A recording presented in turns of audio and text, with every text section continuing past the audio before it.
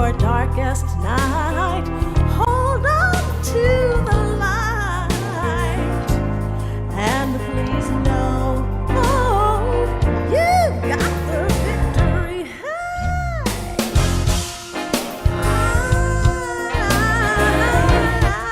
got the victory. I got it. I got it. I got the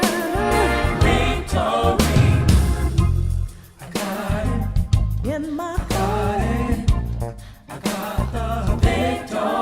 on my job, in my family, in my relationship.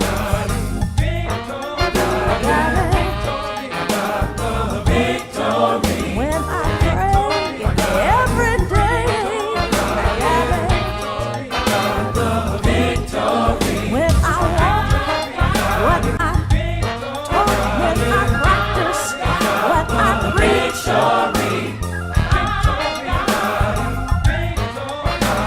When I trust in God, victory. I got it, I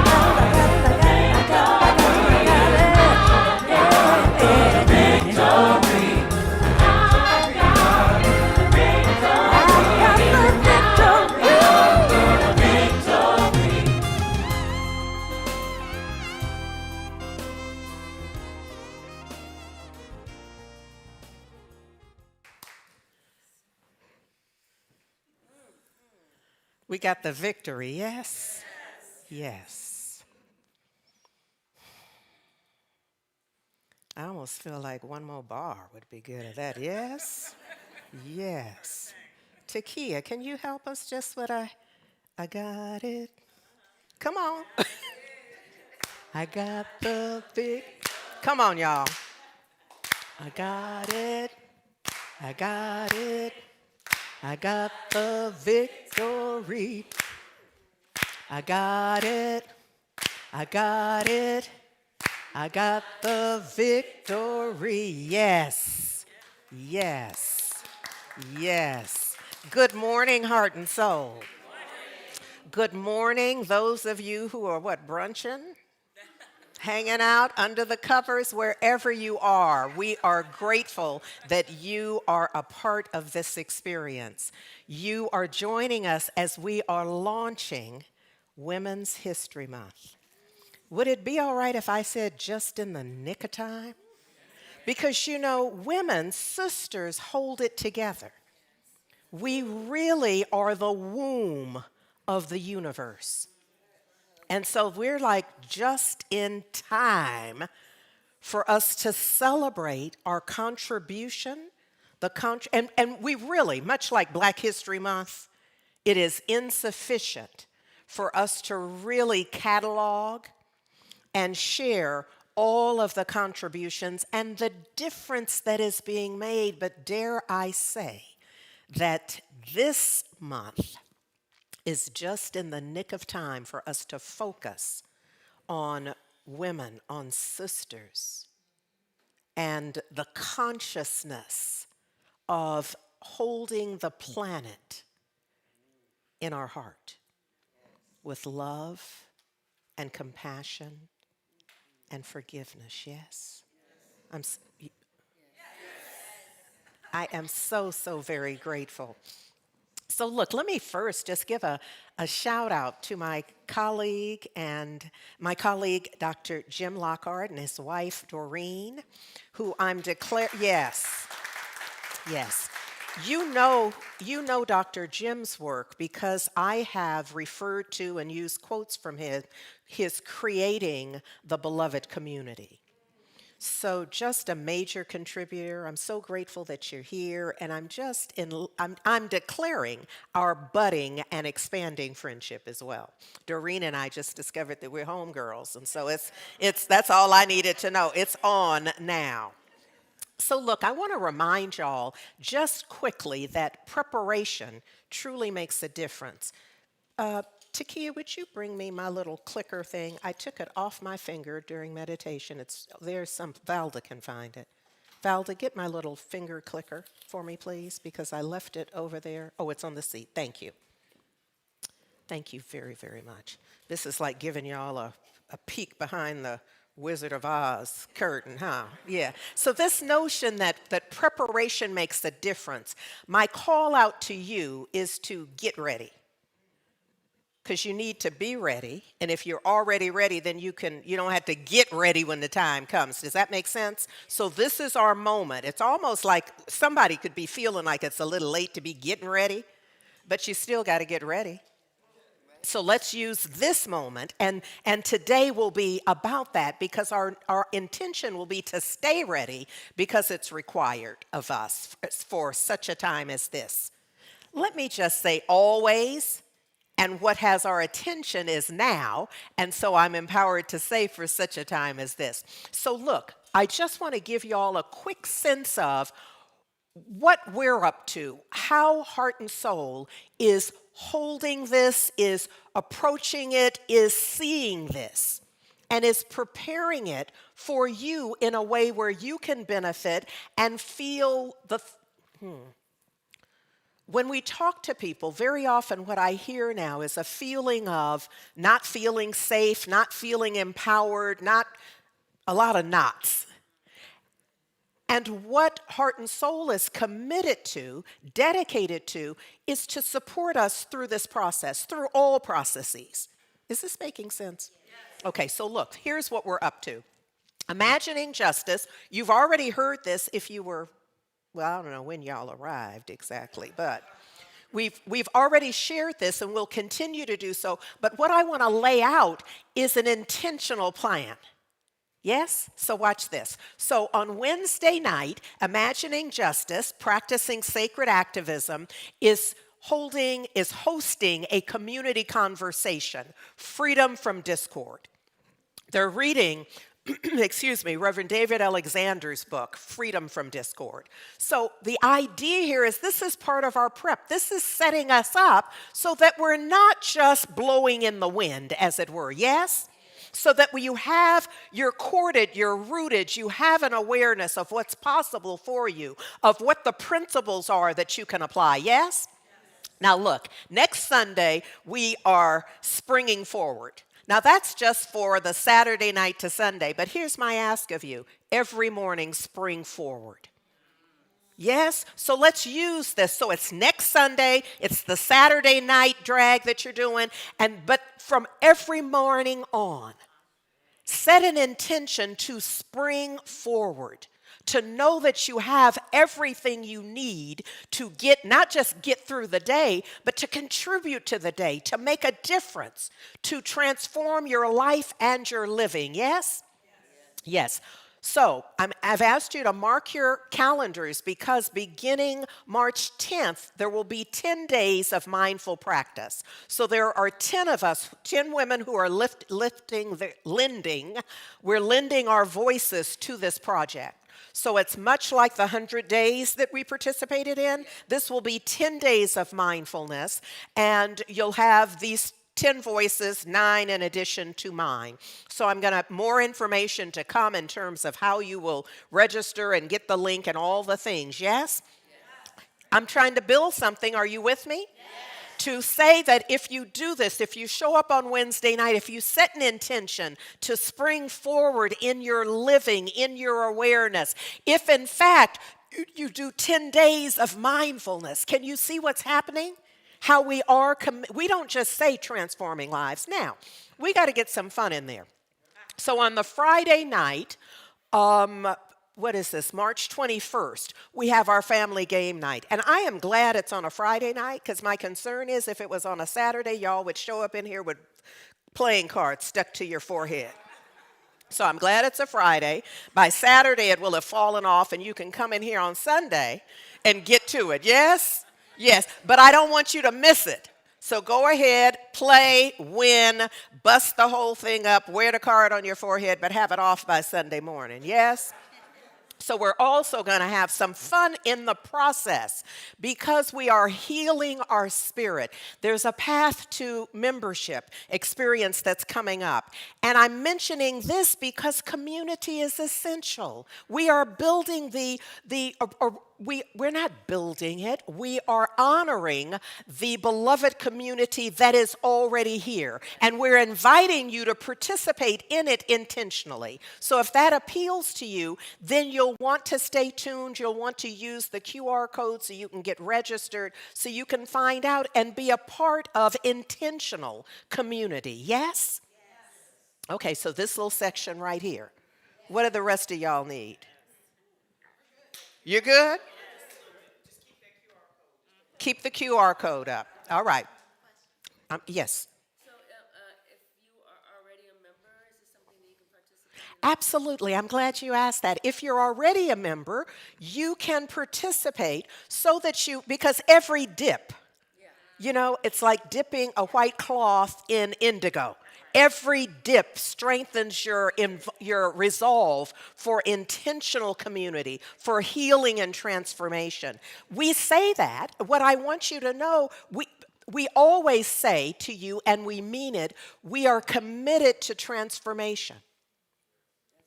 We are committed and endeavor to practice principles consistently. Full stop. And this is, I'm wanting to point it out because you could miss it. I'm wanting to share with you the things that we're doing and why we're doing them. Because we're building, this is like weaving the fabric out of which we will melt our transformation, individual and collective. Is this making sense? Yes. So if you are currently a member, let's see you at the next Path to Membership experience so that you can support those who are considering it and just stepping up, but also so that you can dip yourself back in the pool again. Yes? All right. That is a good thing. You got your QR code? Yes. Okay, good. Here we go. Also, the next class is Principles of Successful Living. So we're weaving this weave is a tighter weave than we might have woven at a different time and place, yes? So we know that there are great needs now. If you are in fear, in concern, in doubt, this is a foundation that you can trust. These activities, whichever ones you can participate in, this is simply to support the strengthening of your resolve to live your highest and best life. Yes? Okay, so the class is there for you. Look, I've been talking about let's not live in fear and doubt and just concern. Let's get the resources that support us. So the California Immigrant Policy Center, they are doing the work they have been doing. Rather than you support the gossip, rather than you support the ain't it awful and it's getting worse, you can be a part of the solution. You can offer this. LGBT Asylum Project also provides support for immigrants as well. So that's one way. We are printing out some cards and we're showing you the link right there. We're showing the link so you can also print out cards and show folks. This is one. We have it in Spanish and we have it in English. The idea here is what it says is do not open the door if an immigration agent is knocking on the door. Do not answer any questions from an immigration agent if they try to talk to you. You have the right to remain silent. This is part of the solution. So folks are scared, but they're afraid because they don't know their rights and they don't know how to execute their rights. So this is a way. This is something that if you print it out yourself, you can give to folks. It almost feels like a thing we just want to have just in case when it comes up. Yes? Okay. Do not sign anything, it says, without first speaking to a lawyer. You have the right to speak with a lawyer. If you're outside of your home, ask the agent if they're free to leave. If you are free to leave, and if they say yes, leave calmly. Give this card to the agent. If you're inside of your home, show the card through the window or slide it under the door. It says, on the other side, I do not wish to speak with you. answer your questions, or sign or hand you any documents based on my Fifth Amendment rights under the United States Constitution. I do not give you permission to enter my home based on my Fourth Amendment rights under the United States Constitution. Unless you have a warrant to enter, signed by a judge or a magistrate with my name on it, that you slide under the door. You can't just have it. You need to slide it under the door so I can see it. I do not give you permission to search any of my belongings based on my Fourth Amendment rights. I choose to exercise my constitutional rights. And then it says these cards are available to citizens and non-citizens alike. Because you can hear in the reading of it that this could apply for some folks who are not having immigration issues, but just don't know how to protect their privacy or their right to their personal rights. Yes? Yes. And so our welcome team has some copies of those. I'm going to ask you to take a few and make your own copies. You know what I mean? Is this part of our get ready? Yeah. All right. Let's see what else we're doing very quickly, because you know this isn't even the talk part. Our ancestors, we're going to continue that. Shout out to beautification for the lunch counter and all of the things. All of this is to remind us that we have been ready. And our opportunity is to remember and to use the models that are there. Because there are those who would say these times are so difficult. But Mother Harriet, are they more difficult than they've been? And so that's why Mother Harriet sits in our sanctuary to remind us that, yeah, it gets tough, but, ask her if your little toughness is tougher than what she's been through.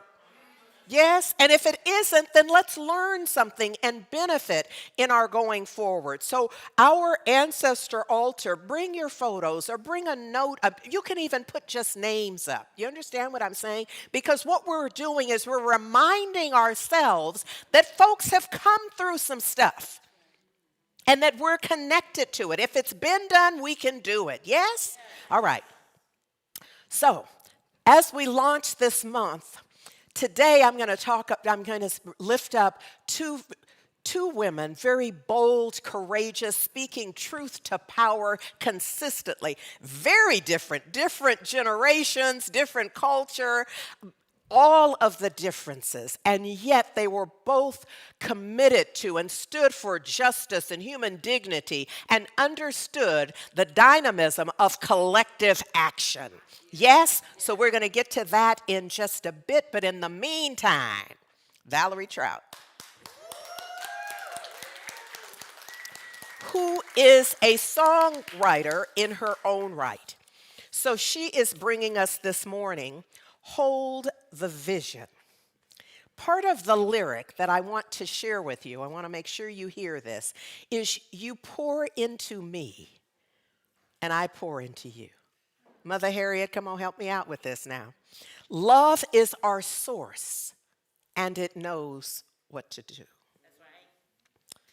So let's become present and focus our minds.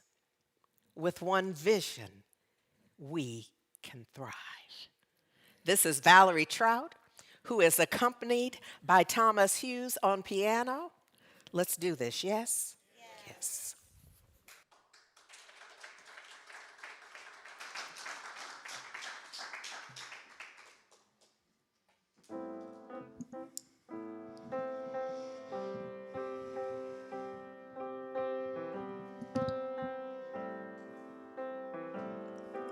You pour into me and I pour into you. Love is our source and it knows what to do.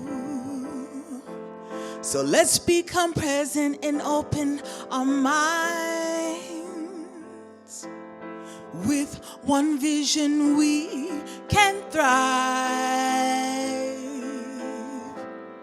We hold the vision of hope, the vision of peace, the vision of equality for love and all good things. We hold the vision of hope, a vision of peace. We hold the vision of equality, love and all good things.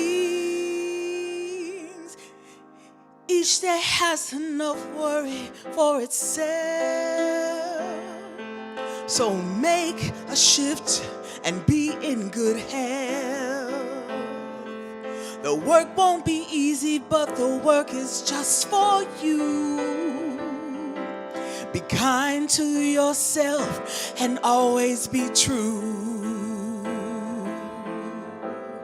We hold the vision of hope, the vision of peace, the vision of equality for love and all good things. We hold the vision of hope, the vision of peace. We hold the vision of equality for love and all good things. We hold the vision of hope, the vision of peace. We hold the vision of equality for love and all good things. We hold the vision of hope, the vision of peace. We hold the vision of equality, of love and all good things.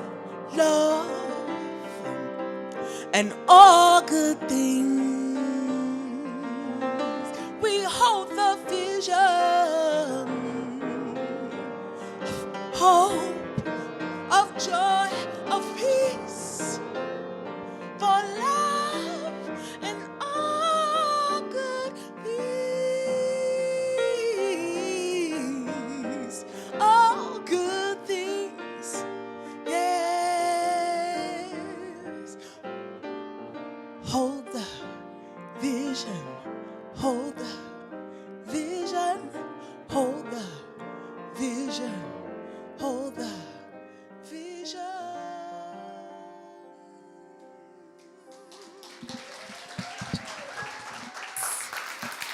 Yes. Yes.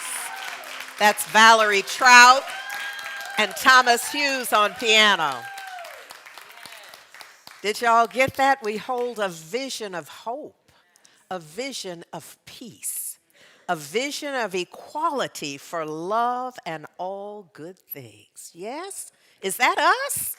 That's our intention. Now, look, I understand that we can't always hold that consistently. This is why we tap in. This is why I think we show up here on Sundays. I'm inviting you to show up on a Wednesday. I'm inviting you to take a class. I'm inviting you to tune in. I'm inviting you to strengthen your resolve so that as life shows up, you're like, come on with it. I'm here. Come on with life. Because I've lived through a lot, and I intend to live through more. And this is part of my get ready. Yes? Yes. So look at here, y'all. You know, our theme continues to be adventures in faith. And from the inside out is what we've added for this year. So it's to remind us that something is required of us from the inside out. You know, there are those times when when life feels a little easier, and I think we can fall into a pattern of living it from the outside in, you know, as if that's like a real thing.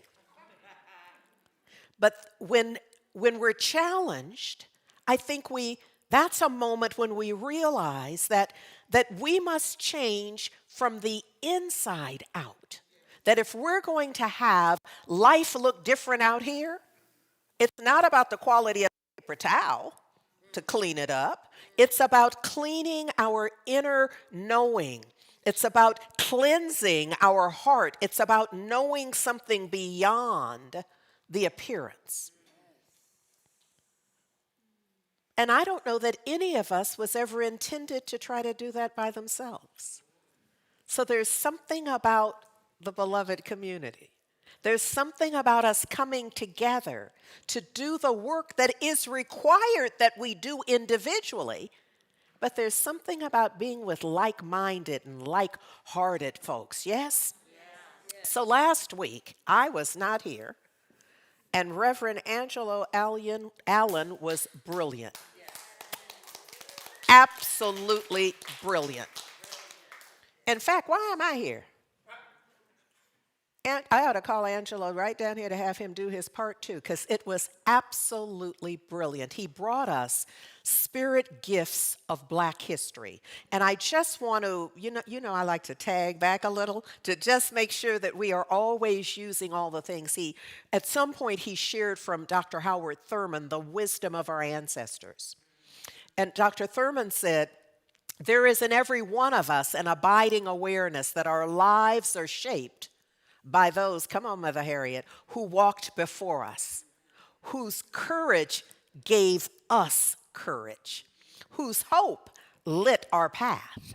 We are not alone. Say that with me, please. We are not alone. It bears remembering that and really getting it engraved on, embroidered on our spirit. We are not alone. We are the answered prayer of our ancestors. And I'm going to add, and we have work to do. He also cited, Reverend Angelo did this beautiful presentation with, was it 10, Angelo? Thank you. Y'all were paying attention. I love that. 11 laws. And I'm highlighting the 7th, the law of mental equivalence. So he spoke to it from the lens of Black history because it was February. No, not just because it was February, but because that is a valid lens. Throughout Black history, visionaries have held strong mental images of equality, justice, and freedom, despite all external conditions. Now, y'all know this, but I just want to say it because it's on my heart. This is what Mother Harriet represents for us. She represents one who lived in an environment that said no, that said not possible, you can't, don't even think about it. We have everything set up to ensure that your orientation to this life is enslavement. She said, I'll see you later. Peace out, right? And I want to learn from that. I want that impressed upon my heart, upon my knowing. I want to remember in those moments when I butt up against what looks like I can't, and there's nobody I know who ever has. Come on, Mother Harriet, help me out. In that moment, I realize that it's still possible. The fact that it looks impossible does not make it impossible. Yes? All right, so use it as you can, but I love that this principle goes there. Now look, Ernest Holmes brings it to us very clearly in the Science of Mind textbook, where we're to understand that in order to make a demonstration, a manifestation, the evidence, the proof, the outcome that we desire, we must have a mental equivalent of that. Yes? So look, this is what he says very specifically. He says, the range of our possibilities at the present time does not extend far beyond the range of our present concepts. Y'all didn't hear that. Or you'd have hopped up. Because I can hardly stand it. You know what I mean? It's like hard to stay in my skin in these boots. He says the range of our possibilities, what we can do, what's available to us to change, to have be different in our lives, he says, that doesn't extend far beyond your present concept. The way I translate that to what you believe about you. What you believe about the divine. So what you can have is very closely related to who you think you are. And whose you think you are. What time you think it is on the planet. It has everything to do with your mental constructs. What you have set up as your universe. Is this making sense? Yes. Because, yes. Well, that was a testimony, not a question. Okay, all right. I love a testimony. Come on with it, y'all. Look, he says, as we bring ourselves to a greater vision, and that's why we do this. We meet here on Sunday morning so that we can entertain what? A greater, I'm going to need you to help me.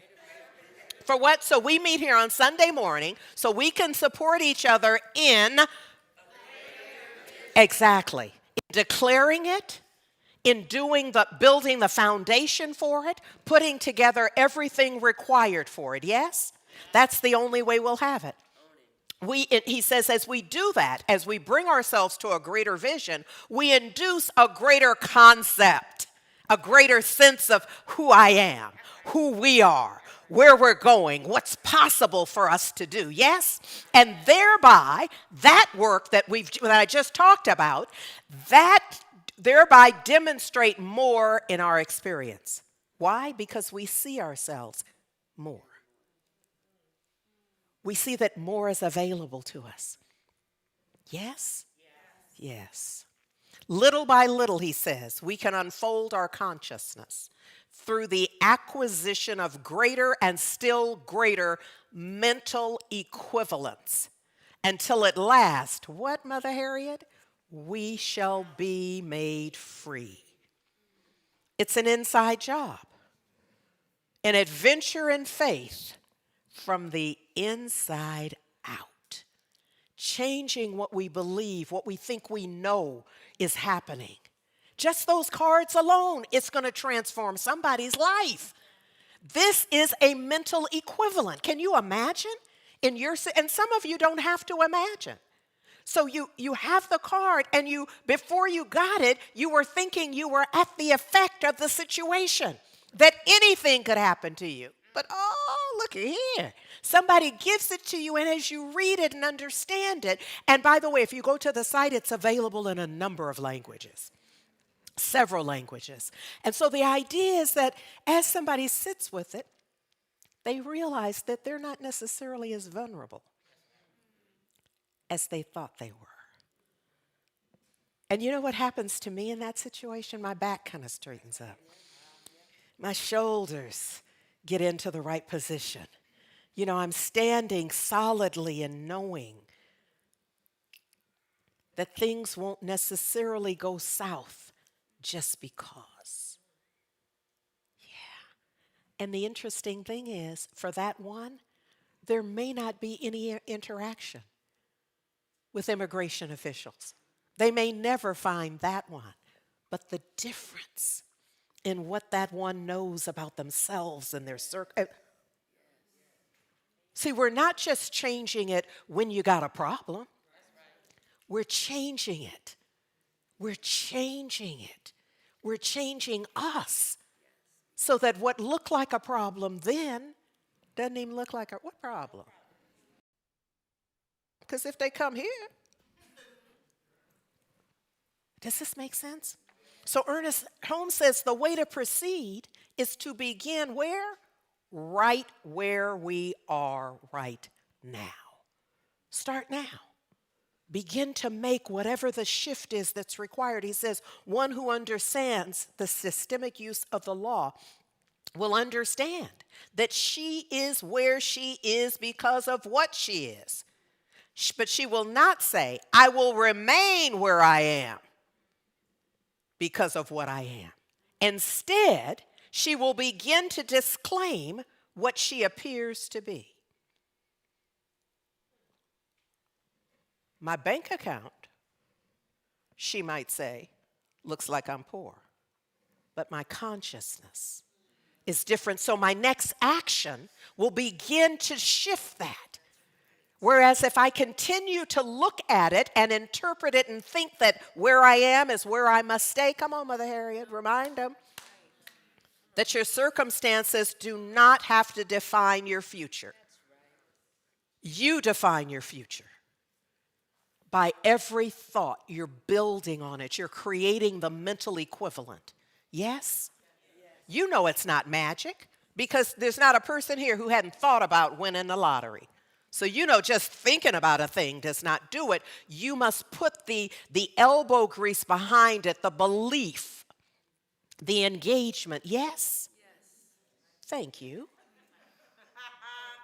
Y'all gonna have to do a little better. Well, y'all at home, thank you. I know y'all always are in the chat. You're supporting it. You're hearing me. And I love you for that. You're gonna have to train the rest of these people. and help me with this. Ernest Holmes, in this idea, and this is like my favorite part, he says, stay with the one and never deviate it from it. Stay with the one, stay with the divine, stay with the belief, stay with love, stay with the vision of peace. Stay with that. And never deviate from it. He says, never leave it for a moment. And I'm going to tell you that, like I know I don't need to, that we are forever tempted to do what I call turn tail on it. You know, often there's not a class, well, very often, the teacher in me has to pray for me. Because often in classes, as we are talking about applying ourselves in this way, there'll be someone who says, I've already tried that. And the less evolved part of me wants to say, then you're excused. But if you are truly committed to a change, to a transformation in your life, you can't just announce, I already tried that. You gotta keep at it, yes. Stay with the one. I know it looks funky sometimes. I know it looks like it's impossible. I know it looks like, who am I to do this? But stay with the one. He says, never leave it for a moment. Nothing else can equal this attitude. He says this is an essential attitude to bring to this, because he says to desert the truth in the hour of need is to prove that we do not know the truth. And this is where I always see Mother Harriet.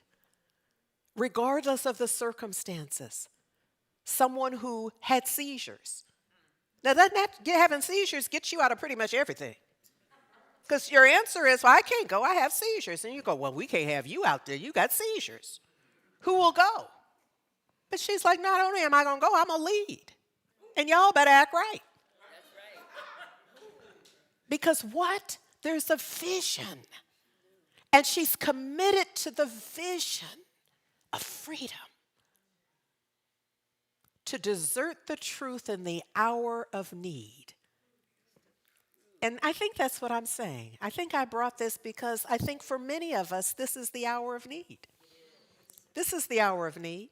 And so I'm going on record to say this is not the time to get weak. This is not the time to get so scared you can't do nothing. I just can't. No. This is the time to find something in you from the model of Mother Harriet. And there are others in your own families and in the world. This is the time to dig deep and know that something is required here. So look, last Sunday,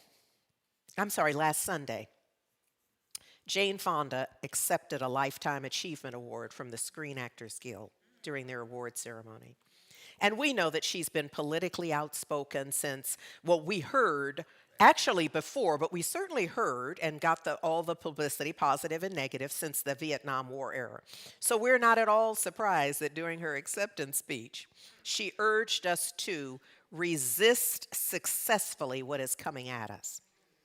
She said, make no mistake, empathy is not weak or woke.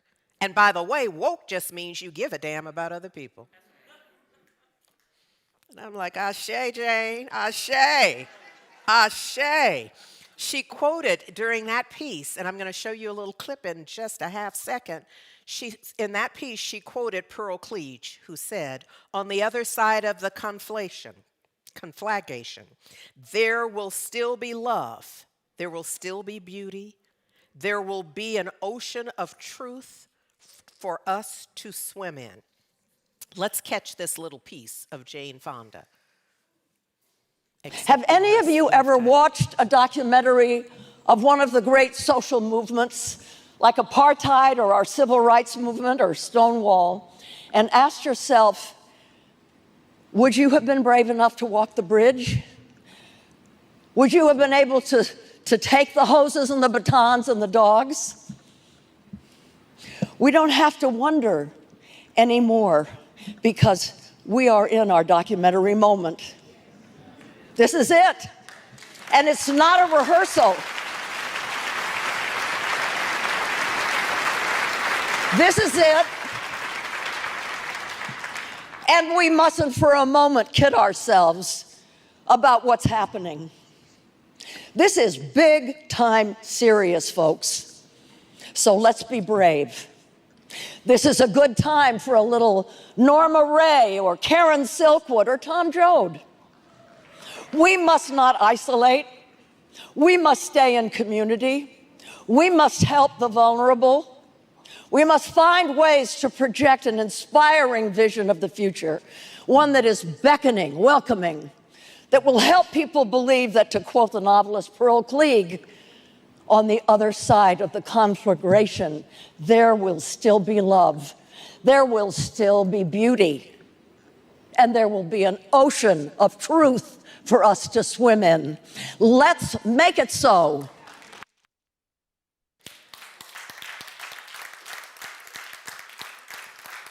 I don't know if you've been called out until you've been called out by Jane Fonda, who says, let's make it so. Yes?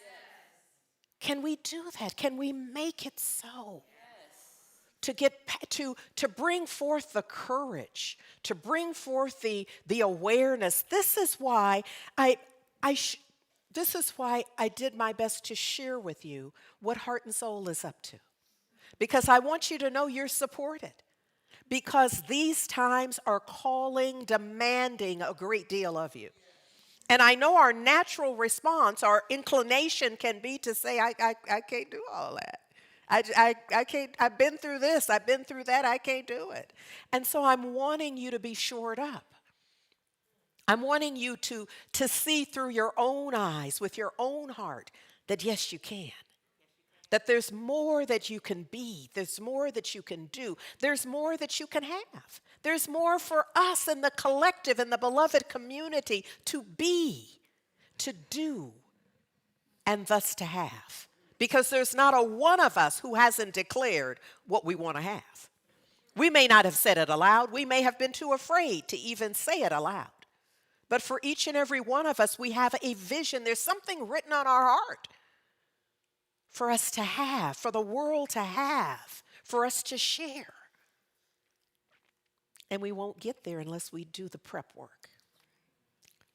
We have to be the ones mentally, emotionally, spiritually, frankly, physically. We're going to have to do some physical work as well. Come on, Mother Harriet, remind them. You can't walk off several hundreds of thousands of acres of plantation if you ain't walked lately.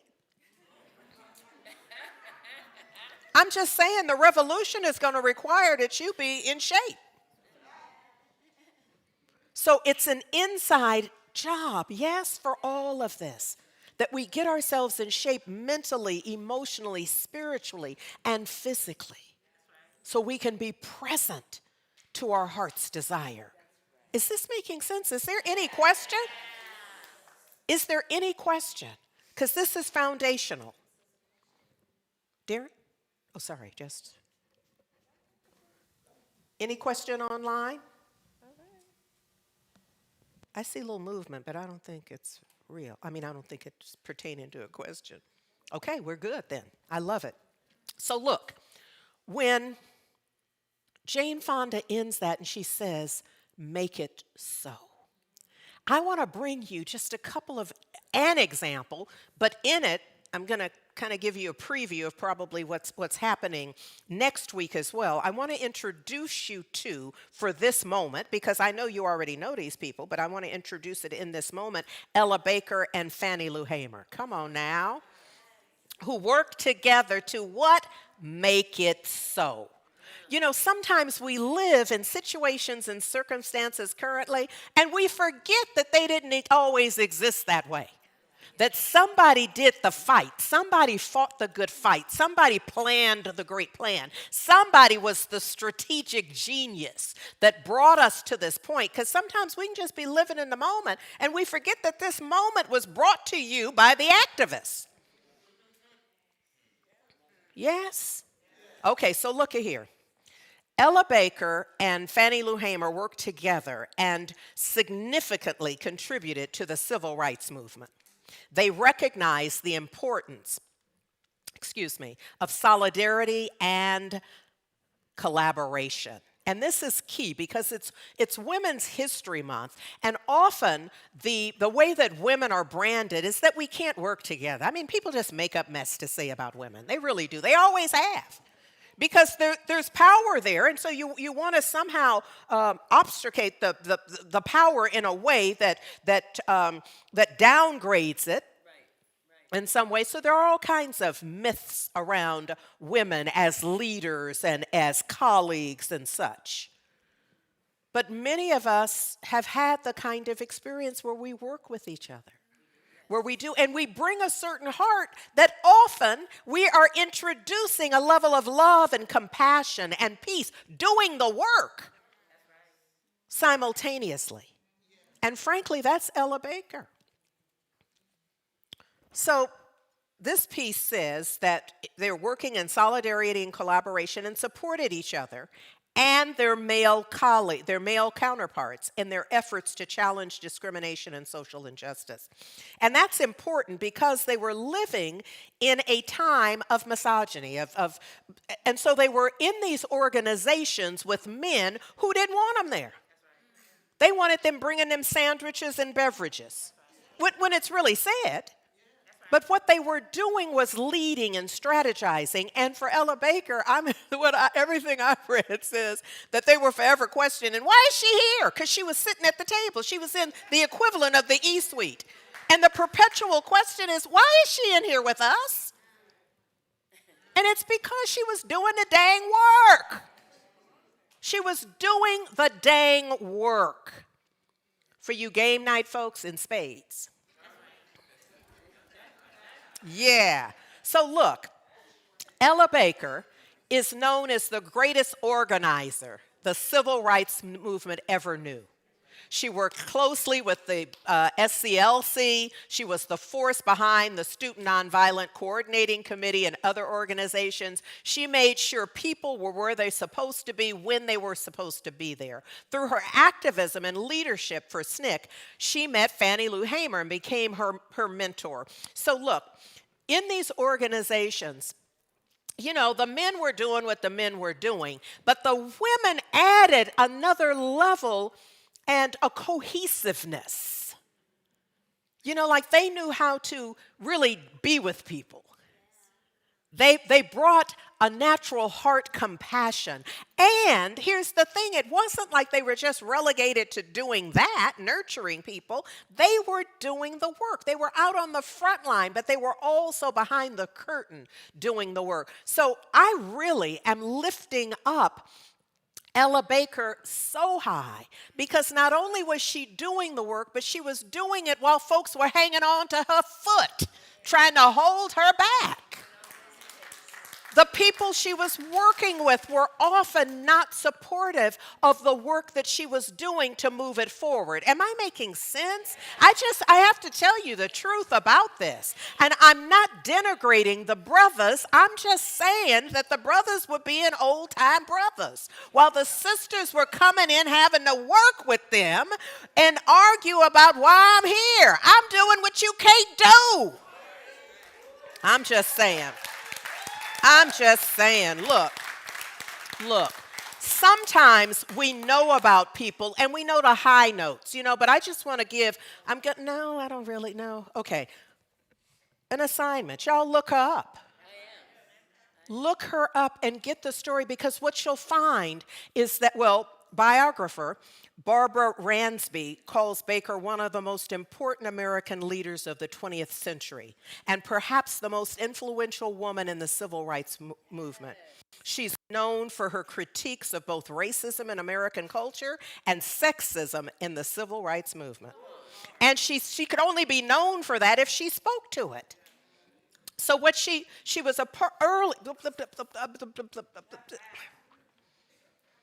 So starting in the 1930s, she's busy. She immersed herself in the culture and political milieu of Harlem in the 1930s, protesting Italy's invasion of Ethiopia and supporting the campaign to free the Scottsboro defendants in Alabama. In 1938, she's with the NAACP in New York City. She's the secretary, and she traveled, especially in the South, recruiting members and raising money. She's ultimately named the director of branches in 1943. Now look, I need to pause right here. So if Sis is named the director of anything in 1943, you know she's cutting it up. Yes? I need us to get this. Yes, okay, thank you. Okay, so that's 1938. She's doing that. She became president of the New York branch in 1952, and she was working on local school desegregation and police brutality issues. She lobbied to reduce the rigid hierarchy, place more power in the hands of capable local leaders. This is the NAACP system that she's saying, no, y'all are you're too top heavy. There's too much hierarchy. We need the local folks, the folks who are doing the work. How about them being in charge? Because y'all just talking, y'all know, because y'all are active, so y'all know what it was.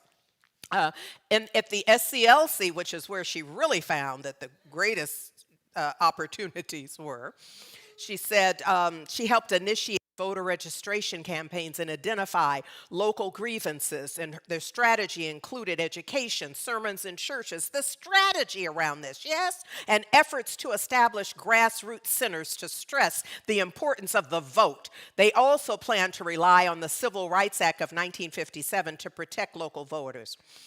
In 1960, she persuaded the SCLC to invite Southern University students. Hear this, she's forever making a difference. So they try to keep her out, but she's like right there in the midst of it all, yes? So she persuades them to invite Southern University students to the Youth Leadership Conference at Shaw University. And the short of that, out of that is where SNCC is born. You see? And so she leaves the SCLC and devotes her time to SNCC. Here's the thing, it says in her address at Shaw University, she warned the activists to be wary of leadership-centered orientation. Julian Bond later described the speech as an eye-opener and probably the best of the conference. He said, she didn't say, don't let Martin Luther King Jr. tell you what to do. Bond remembers, he said, but you got the feeling that that's what she meant.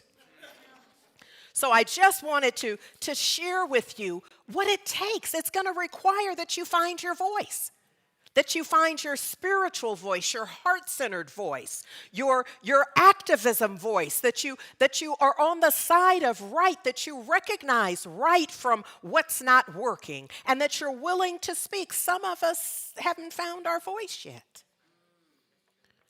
But I want to continue to offer examples of those who found their way out of circumstances that were certainly no better than ours.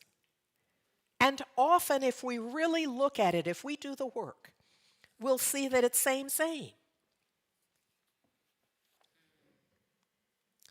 Look at here. Ella Baker was a teacher and mentor to the young people of SNCC, influencing such important future leaders as Julian Bond, Diane Nash, Stokely Carmichael, Curtis Muhammad, Bob Moses, and Bernice Johnson Reagan. That's all I got, y'all.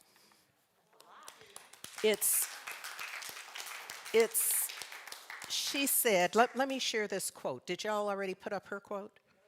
The one I want is the one, well, let's go there. Yeah. I just found my place here. So wait.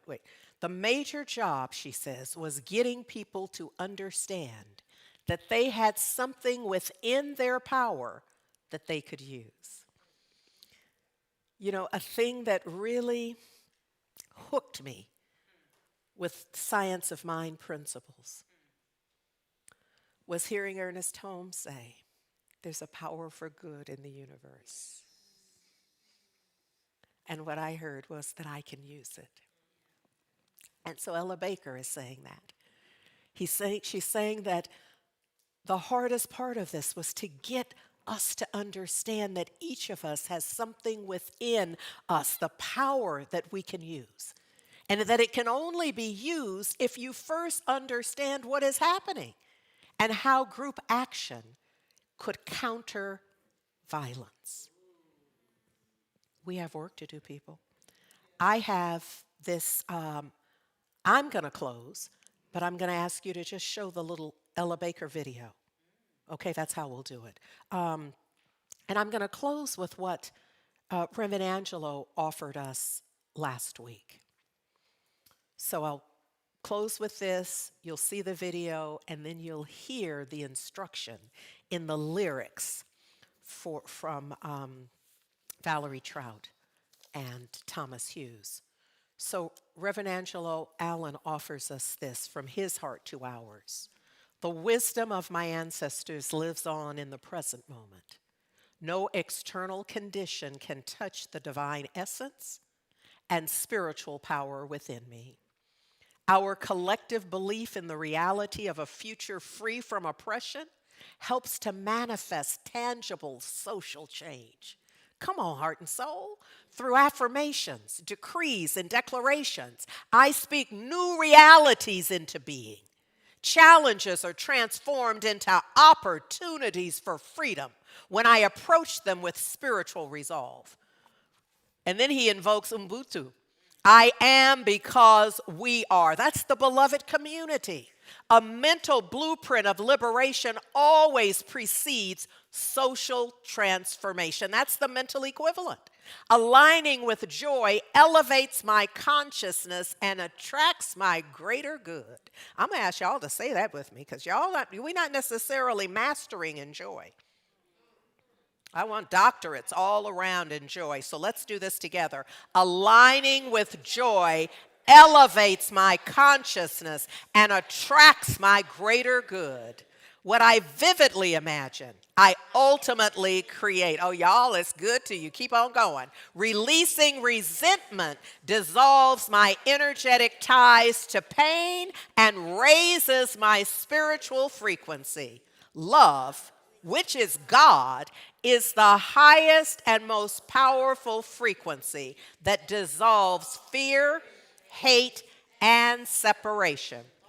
I leave you with Ella Baker. Friends, brothers, and sisters in the struggle for human dignity and freedom, I am here to represent the struggle that has gone on for 300 or more years. Ella Josephine Baker was known as the backbone of the civil rights movement. Born in 1903 in Littleton, North Carolina, her rural community had seen racial injustice and poverty throughout the Great Depression. Deeply rooted in family, Ella's grandmother told her stories about the injustices of slavery. She was taught the importance of giving to those in need, standing up for what you believe, and the value of education. Ella graduated valedictorian of Shaw University in Raleigh in 1927 and moved to Harlem, New York. In the height of the Harlem Renaissance, Ella was introduced to activism and worked towards social improvement. By the late 1930s, she helped to form the Young Negroes Cooperative League, created to pool community resources for economic empowerment. She joined the NAACP and in 1940 became its first field secretary and later its national director of branches. Ella led by listening and had a special gift of inspiring people to believe they could make a change. It was her grassroots leadership that caused her to part ways with the bureaucratic approach of the NAACP in 1955. She moved to Montgomery, Alabama after the major bus boycott and formed in friendship a fundraising organization for the movement in the South. Ella would join the newly formed Southern Christian Leadership Conference, SCLC, led by Dr. Martin Luther King Jr. in 1957, and served as its director. She was a master at group dynamics, responding to human emotions and the need for Black people to be treated with dignity. Although Ella would frame most of the organization's protest campaigns and identify community leaders, she was challenged by the top-down, male-dominated norms of the period. She said, "My theory is strong people don't need strong leaders." Inspired by college students taking a stand by sitting down in 1960 in Greensboro, North Carolina, she left to help young people organize a conference at Shaw University. In that weekend meeting, the students would form the Student Nonviolent Coordinating Committee, SNCC, one of the most impactful direct action civil rights organizations in the movement. Ella would teach techniques and advise SNCC in joining with other youth-led organizations to protest segregation through sit-ins across the Southeast in 1960, through the Freedom Rides in 1961, and Freedom Summer of 1964. While Baker did not gain prominence in some of the mainstream media, she remained an influential leader, and her work earned her the nickname Fundi, which is Swahili for a person who teaches the next generation. On her 83rd birthday, Ella died in New York, December the 13th, 1986.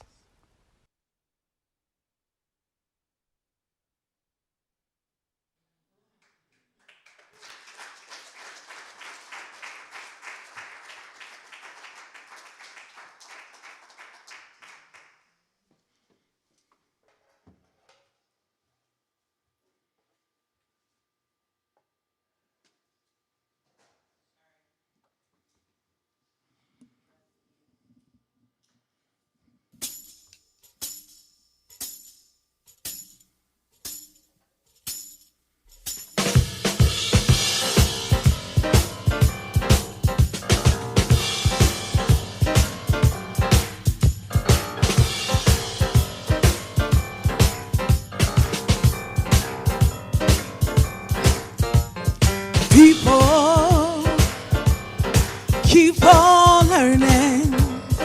Y'all can sing along. Soldiers keep on warring. World keep on turning, 'cause it won't be too long.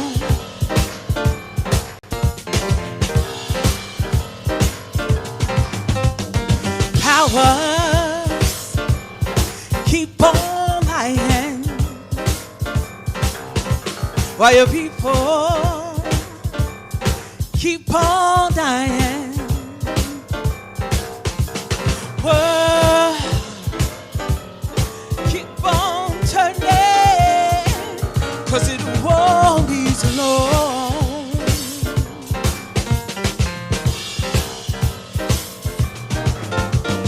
So long glad he let me try it again, 'cause my last time on earth I lived the whole world of sin. I'm so glad I know to do it again. Keep on trying till I reach the highest ground. Oh yes. Teachers keep on teaching. Preachers keep on preaching.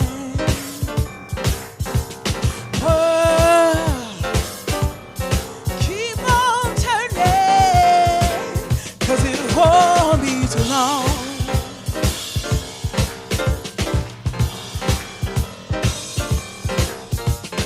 Lovers keep on loving. Believers keep on believing. Sleepers just stop sleeping, 'cause it won't be too long. Oh no, I'm so glad that he let me try it again, 'cause my last time on earth I lived the whole world of sin. I'm so glad I know more than I knew then. Gonna keep trying till I reach my higher ground. Reach my higher ground. Reach my higher ground. Higher, higher, higher. Reach my higher ground. Reach my higher ground. Keep on trying. Oh, reach my higher ground. Till I reach my higher ground. Reach my higher ground. Reach my higher ground. Let me hear you say it. Reach my higher ground. Yes. Reach my higher ground. I can make it. Reach my higher ground. I can take it. Reach my higher ground. If I keep trying,